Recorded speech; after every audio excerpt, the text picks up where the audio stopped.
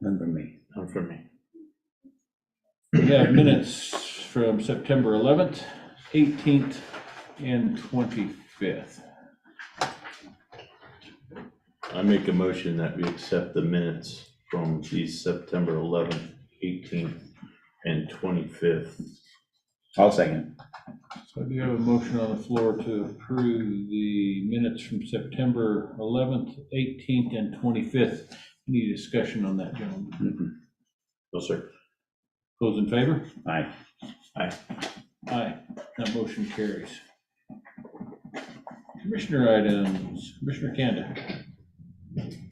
I don't have anything new. The tower is still waiting for the antenna to be built, and we had a great, I think our budget discussions are coming along pretty well. It looks like we're gonna make the draft deadline, it looks like.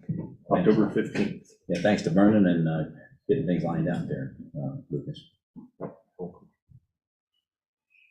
Commissioner. I'll just tag on to that. I'll also say that it was confirmed that we met the deadline for audit to the state, so that is in to them. So that's where we're at with that. And yeah, we're continuing on with the budget. Budget hearings happened yesterday. One will happen this afternoon, and then we'll have more lined up for the 3rd and the 8th, and then any callbacks kind of on the 10th. This first set's our draft, and we're gonna look at finalizing it after we get everybody's. Yeah, well, we'll get that, and then, we'll have open enrollment, and so we'll find out what our insurance is looking like and get those numbers plugged in. And then, yeah, I think December 15th, we have to have the final posted. So December 15th is our big time goal for the budget. Probably the state doesn't stop it like they did last year. Well, Carried it into the January. can always be monkey wrenches thrown into things, so we'll see what kind of monkey business the state does with us. My comment will be, we're ahead of Florence Fire Protection District in our budget process. So that was on their agenda last night. And they almost postponed their meeting till after the 15th. And I visited with them afterwards and reminded them of their 15th deadline to get that preliminary in. So they were glad they didn't change that date. Mm-hmm. But I am still attending down there, keeping that line of communication open in regards to the ambulance. So We're definitely ahead of where we were last year. So yes, we are. that's good. Matter of fact, they are just finalizing their audit as well. So, Dan, do you have anything for us, sir? I've been working with the sheriff on the automated speeding system board medicine. I think we're almost there, so I should have that in the next meeting for the board's consideration. That would be the Wetmore one, is the next one that we'll have. I mean, whatever meeting makes sense for y'all and for the sheriff, I'm assuming we'll want to be here to present that. Sounds good. Yeah, Thank you. All right, Kelly? Nothing. We have no unfinished business, new business. First item would be the proclamation naming the recycling bell barn, the Tommy G. Flower Bell Barn. So I guess since the recycling has been under my preview, I guess, and we've been talking about this for a year with the recycle board about Tom Flower was very instrumental in both the recycling center and then with the bale barn where we store all the material that we brought in. So we decided together that as a board that we'd do a proclamation honoring the contributions of Tom Flower and naming the Custer County Recycles Bale Barn as the Tommy G. Flower Bale Barn. Whereas Tom Flower has served the Custer County community and was instrumental in the creation of Custer County Recycles. And whereas Tom Flower secured the location of the Joni Liebman Recycle Center and identified and secured the recycling drop-off sites around the county. And whereas Tom Flower was involved in securing and supporting multiple grants that provided the needed funding for the recycling building, equipment, supplies, and staff. And whereas Tom Flower designed, provided the workshop, and welded the essential recycling collection cages at the JLRC, and repaired and modified them when needed. And whereas Tom Flower was involved with the identifying and purchasing of many of the collection horse trailers utilized at the recycling drop-off sites. And whereas Tom Flower played a major role in the construction of the JLRC building, and whereas Tom Flower designed and built the Custer County Recycles Bale Barn, it provides the necessary protected storage space for all baled recycling materials. And whereas the Board of County Commissioners of Custer County, Colorado, wishes to recognize Tom Flower for his dedicated service to the community through his countless hours of work for Custer County Recycles. Therefore, let it be proclaimed by the Board of County Commissioners for Custer County, Colorado, that the Bale Barn building at the Joni Liebman Recycling Center shall be hereafter named the Tommy G. Flower Bale Barn, and approved and adopted this second day of October 2024 at Westcliff, Colorado. Okay, to get the discussion going, I will move that we adopt the proclamation to name the recycling barn the Tommy G. Flower Bale Barn. I will second. Okay, so I have a motion on the floor to adopt or approve the proclamation naming the recycling bale barn the Tommy G. Flower Bale Barn. Discussion, gentlemen. No, thank you, Tom, for all the work that you Yeah. put into it and for setting us up. I had my head down and did not see you walk in, sir. Oh. It's an honor, thank you. You're Really welcome. appreciate it. Very welcome. Anything else? None from me, sir. None here. Public comment? Well deserved. He has contributed greatly to the recycling program in Custer County. I'm not sure it would have occurred without Tom being here. It was, saw a lot of work that you put in out there, day after day. So Yeah. I would say thank you, sir. You're welcome. It's a great birthday present for him today. Is today your birthday? Yeah. I'm not sure everything in the proclamation is exactly accurate, Oh. because I certainly did not do it by myself. I'm sure you Help. didn't. I'm glad they helped you. Yeah, well, it's nice of you guys to make that proclamation, thank you. You're very welcome. Very welcome. Didn't anticipate sitting on this side of the commissioner room anytime soon, but good to see you, thank you. Well, thank you for being here.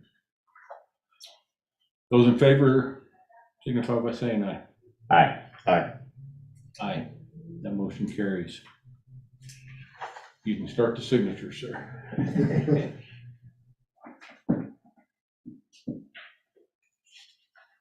And how do you get by with such a small agenda for crying out loud? We have 4 meet every week. month. We meet every week. 4? I had 27-minute meeting last week. I just want to let you know that. It was great. Yeah, what? I'm not hardly What? worth the gas to drive up here, is it? Why'd you call me and complain about how short it was and that you had to make 2 trips now into town?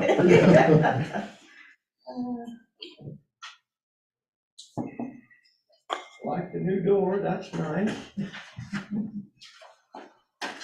Yes, it is. Coming up in the world. Sky blue color now in here instead of mauve or beige or Yeah. whatever color it was. Yeah. All right. Next item on the agenda is the proclamation naming October as Domestic Violence Awareness Month. This is you also, sir. Thank you, Kevin. Appreciate that. Mm-hmm. Sarah Fisher is here today. She represents Family Crisis Services, and October is Domestic Violence Awareness Month, and we wanted to just take a moment at the beginning of October and make a proclamation that this is Domestic Violence Awareness Month for Custer County, Colorado. So whereas 1 in every 4 women and 1 in every 7 men will experience domestic violence during their lifetime, whereas approximately 15.5 million children are exposed to domestic violence every year. Whereas when a family member is abused, it can have long-term damaging effects on the victim that also leave a mark on family, friends, and the community at large.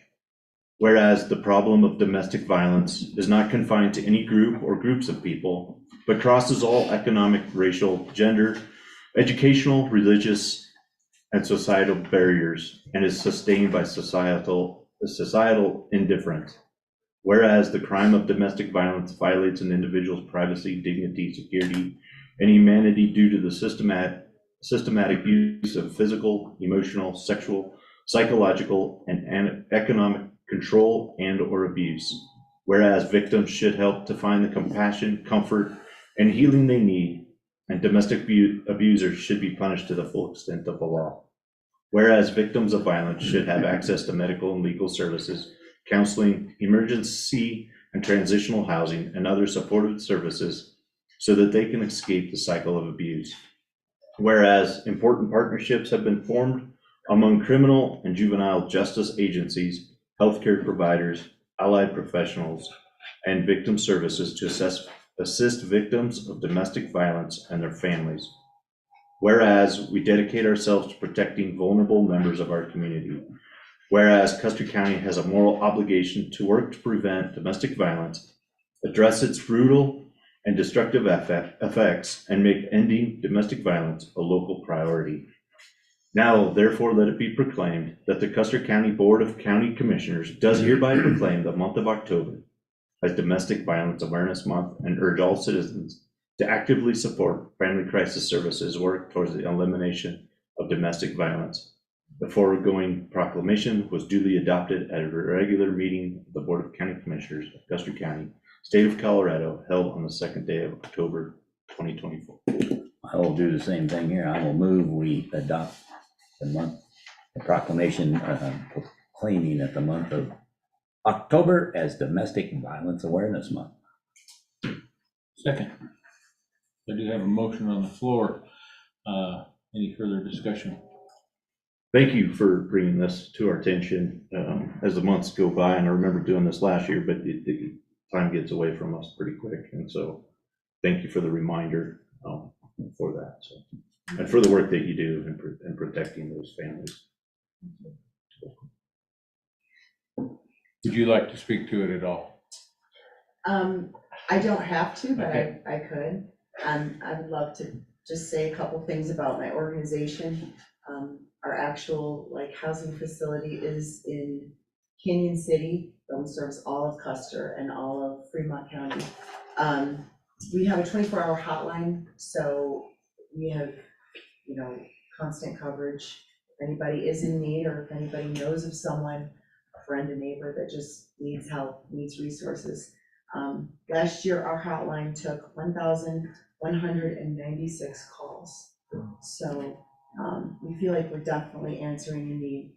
We served 290 clients, and we provided in our shelter a total of 2,002 evenings of shelter, and that's per night per person.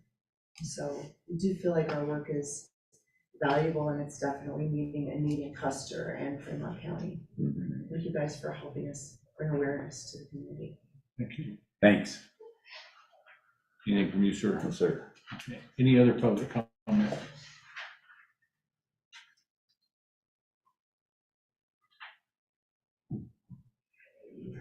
Those in favor of adopting proclamation naming October as Domestic Violence Awareness Month in Custer County, please signify by saying aye. Aye. Aye. Aye. The motion carries.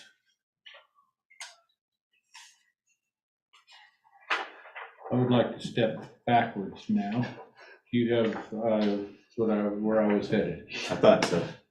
Tom, would you like to come up? Now that we have all of our signatures on it. Oh. Yeah. Sure. Do we wanna? This is a photo op. Yeah, let's go up. Yeah, yeah, yeah, yeah. Don't do it in front of that window. You Let just the, get back let the behind sun you. be over here. Let me get out. Yeah, it seems like. And the camera washes it down. Cover up some muffins. Thank you so much for all the work that you get out there and all the work that you have put forth, in many avenues. Thank you. You're welcome. Thank you very much. All right here, guys. There you go. One more. Got it. Thank you, sir. Thanks for the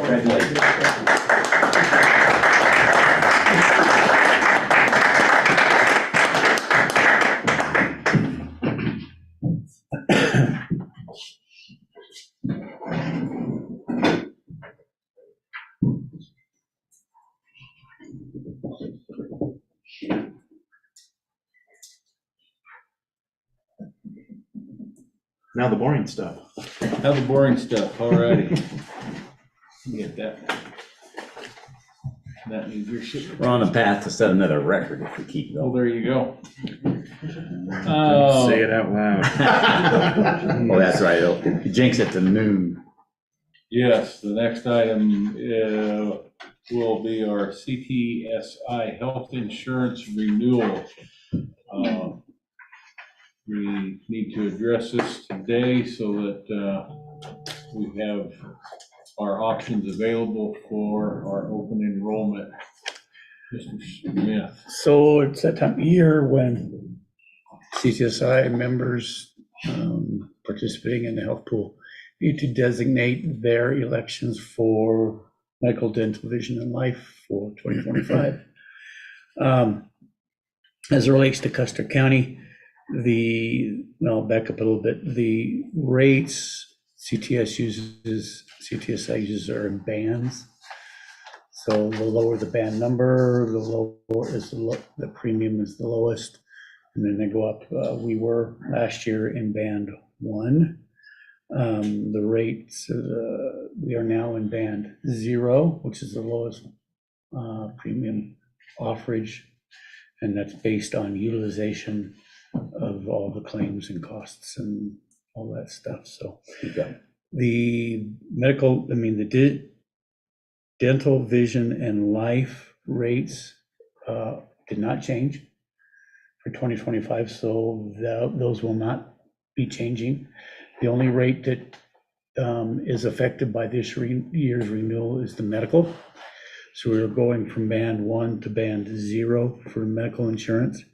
We are currently in what they call medical and medical B with $1,500 deductible, $2,000 deductible, and a high deductible health plan of $2,500. Employees have the option to participate in those or not. So CTSI offers 2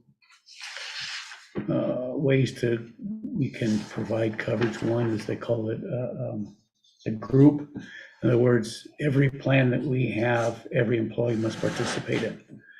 That's one way you can offer the plans, medical, dental, and visual life. And so what the county has historically done for the CTSI is offer what we call an unbundled approach, where employees can choose what coverages they want to participate in. Medical, dental, and vision. Life is mandatory because the premium is paid for by the county. So medical, dental, and vision, then those employees can choose, I just want vision, I just want dental, I want medical, or whatever. So they can choose to participate in any or all of those coverages. So the options for the county is you can remain in the coverages you have, the ones I read off, or you can add other coverages. They have a medical A, medical B, which is what we have in, but you can deductible of $500, a deductible of $1,000, $2,000, or a high deductible of $25,000. Keep in mind that the lower the deductible, say the medical $500, the lower the deductible is the higher the premium. So right now you have a good mix. and you're in an unbundled plan. So the options for us is, do you want to stay the same, unbundled and the same premiums, or do you want to entertain one of the other medical coverage options? Quick question. Life insurance is mandatory. Is there just one life insurance? Yeah, Or is there it's one a- choose between No. coverage or something? Nope, it's a $20,000. That's what Benefit. it was. It's life and AD&D, to be specific. Accidental death and dismemberment is covered in the life. So, And that didn't change from last year. no, that's staying the same. It's actually a nice benefit for the employees. And then 7% is our increase in medical, Yes, instead of, well, it was 13% or yeah, roughly. yeah, because we're going down a band. Okay, and then I move that we approve the rates for 2025 at the CHP renewal rate. To keep the plans the same. Same. Second. Discussion. Guess I would start, I would agree. I like the plan that we have in place for our employees now and the options. I don't believe that we should do the bundled plan. It makes it forceful, I guess, on some of the employees. And as to some of our conversations, if you're covered with under a spouse somewhere else or something like that, you need to be able to opt out or to drop a certain plan portion of that or not. So that's my opinion. No, I think we need to keep the choice, give them the choice, so. Okay, Anything else? No, I assume that if you opt out of any of these, you still have, the life insurance still applies, so it doesn't Yeah. affect that at all. no, they're Make sure completely you separate. understand. Yeah. Nope, they're, yeah, it doesn't affect one, doesn't affect the other. Public comment.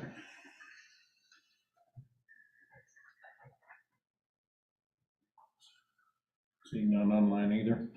Those in favor of renewing our health insurance plan with CTSI as presented with no changes, signify by saying aye. Aye.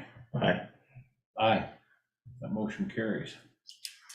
I will complete the paperwork necessary, sign off on your behalf and send it to CTSI. Thank you, sir. When do you plan on having open enrollment? I've started that process as far as planning. Okay. I would expect to start getting information out to the employees next week. Okay.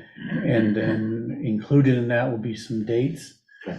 So preliminarily next week with some hard dates and stuff, probably the next week or so after that. It usually wraps up first week in December, doesn't it? Oh, yeah, well, I'll have it They'll have all wrapped up. that. I'll have it wrapped up in probably 3 weeks. Okay. Roughly. Then those numbers can be rolled into the budget. And so, Okay. okay, Sounds good. Yeah, thanks. Thank you, sir. Appreciate you working on this. you're welcome. Okay, next item would be the landfill financial assurance letter. I have that in front of me. This is a letter to Ms. Tanya Gray, the financial analyst for the Colorado Department of Public Health and Environment. Short letter, I'll give it a quick read here. Dear Ms. Gray, the correspondent certifies that Custer County has complied with the financial assurance requirements contained in CRS 30/20/104.5 and Section 4 of the Solid Waste Regulations.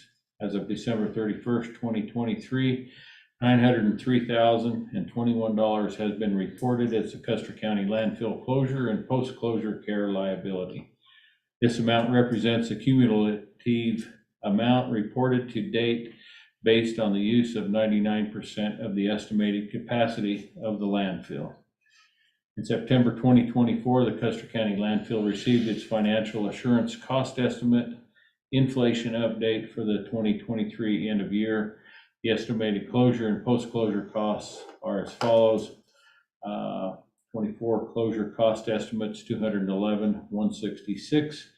The 24 post-closure cost estimate, $562,188, for a total of $773,354. Custer County will recognize the remaining estimated cost of closure and post-closure care of $40,330 as the remaining estimated capacity is filled. These amounts are based on what it would cost to perform all closure and post-closure care in 2023. Custer County landfill has a remaining useful life of 1 year based on current use estimates. If you have any questions, contact Brian Lockhart. Sincerely, Kevin B. Day, Chair of the Custer County Board of Commissioners. So what are we doing here? We just gonna approve that we're gonna spend $40,330 to close it? Is that what we're recognizing? What are we doing? That and the fact that this is a requirement from the state that we carry and have on hand the monies for the closure and post-closure costs, and this is showing those numbers and what we have on hand and what the remaining cost is at the time of closure this year.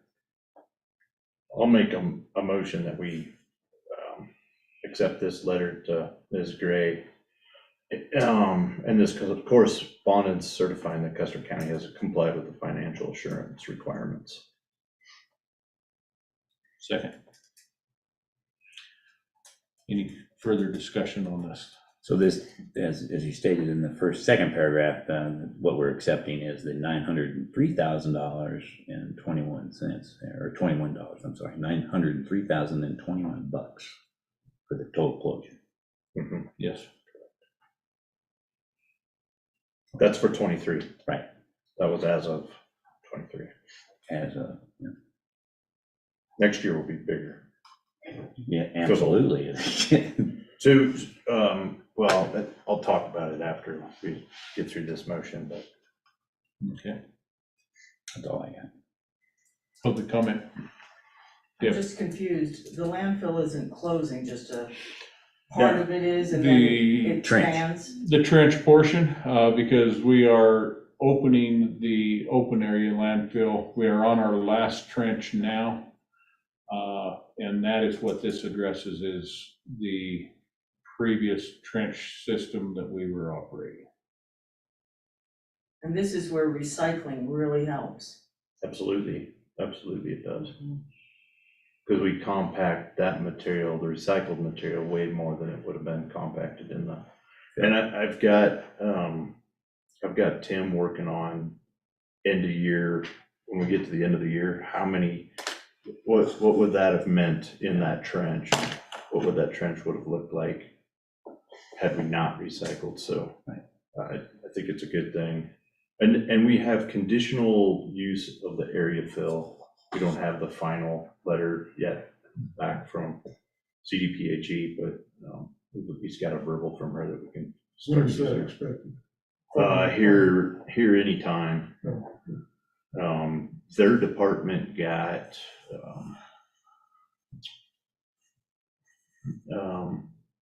they lost a bunch of people during COVID. And so they've had problems staffing their departments, so they've Been kind of been conditional overlooked. for a long time, they haven't gotten to it, so. That's all I have. But thanks for bringing that up then. Another thing I will bring up, just because it does pertain, so Big Blue, the glass recycling, I spoke with Glass to Glass, which is the company that we work with, and she goes around the state bragging about the success of the glass program in Westcliff, how much glass we collect. Our last pickup, which was the beginning of September, because the truck broke down and pickup was a week late, it was over 6 tons of glass. And so now here we are, 23 days later, and Big Blue is getting picked up tomorrow, probably over 5 tons. So West Cliff or Custer County is recycling, or we have a drinking problem.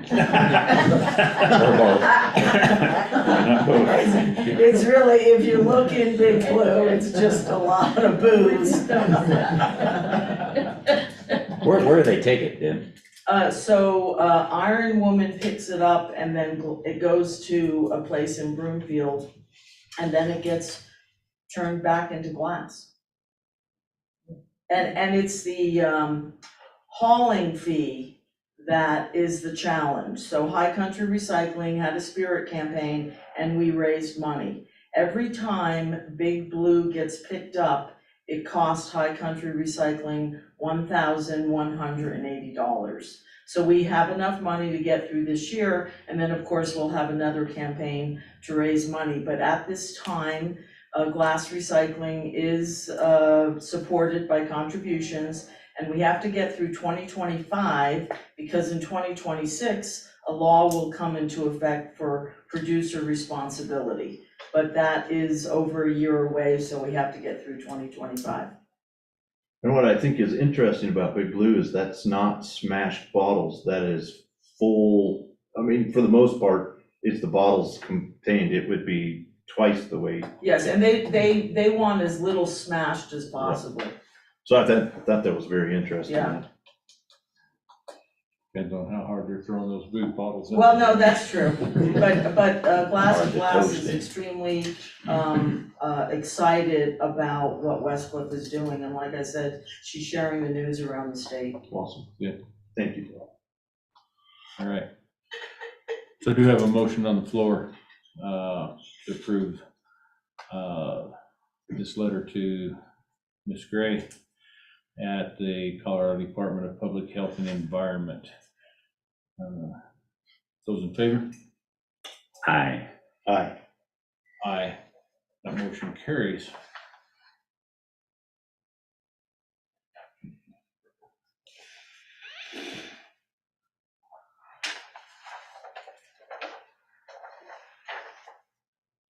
Any additional items of business, gentlemen? None from me. I'll just run through the schedule again. Next, so budget hearing this afternoon from 12 to 2 with the Sheriff's Department, 9 to 1. And the budget hearings are all being done at the SAR building. The 3rd from 9 to 1 and then on the 8th from 9 to 1. And the 10th, 9 to 1. On the 9th is our 75% budget review meeting, and that'll be at the SAR as well, and that's from 10 to 12. The 16th, BOCC meeting, that'll be down in Wetmore from 9 to whenever. We have a Board of Health, that meeting, I believe, from 1 to 3 on the afternoon of the 16th here at the Annex. On the 24th is our next BOCC meeting after that, and that's on Thursday. And that'll be here from 9 o'clock to whenever. And then on the 30th of October, again here from 9 to 12. So just wanted to run through that, so you guys know. So in case you get bored, Jim, there's more meetings for you to go to. All right. Anything from you, sir? Nope, I'm done. Okay. Public comment. Yes, Deb. So I have handed out the most recent issue of Colorado Life, because we are very delighted to get a feature article, Custer Country Life. I have been working on this for over a year to get Colorado Life to give us a feature. So we had a journalist come in July, so it focuses on Beckwith Ranch, Sunset Ranch, Willow Wind Farm, and Three Peaks Ranch, all places that people can engage in. And then the issue before, the June-July issue, had a great article about Silver Dome's 40th anniversary. So that was delightful. And then I also shared with the commissioners, because I don't really know if you get out much in the community. This is the Explore Town map that we did this year. We expanded it. So not only did it have the town map of Silver Cliff, West Cliff, but we doubled it up and we showed all the events that were happening. We focused on the Rainbow Trail. We highlighted our local heritage sites, as well as acknowledged some of the businesses or organizations that were celebrating an anniversary, and then also Care for Colorado about coming here and visit like you live here. So this was a piece that flew off the shelf. We did not print enough. We know next year to print more, but very successful pieces coming from tourism. So I just wanted to make sure you guys know what we're doing. Thank you. I know you know what we're doing. Yes, I don't normally do this, so bear with me. I would like to thank Tom Flower for having the courage to come here. And I also want to thank Deb Adams for putting this together. He did put an awful lot of work onto that, and many more other projects. But I also want to say, Lucas, you have great eyesight if you can see that calendar. That's what I was thinking. That's amazing. you saw me doing this, right? I don't know which one is it. So I want to let you know, you might already know that he built the very table that you sit at. That's right. Yes, he did. And Yeah. so, So, thank you Very many contributions. very much for acknowledging that. It meant a lot. I probably shouldn't have made the comment, for as big as it is, it sure doesn't have enough. I thought it fit really well in this room. It does, we tend to, the more room you have, the more you tend to spread out, and then you still don't have enough room, Yeah. so. But yeah, thank you for that, it's been well used. Anyone else?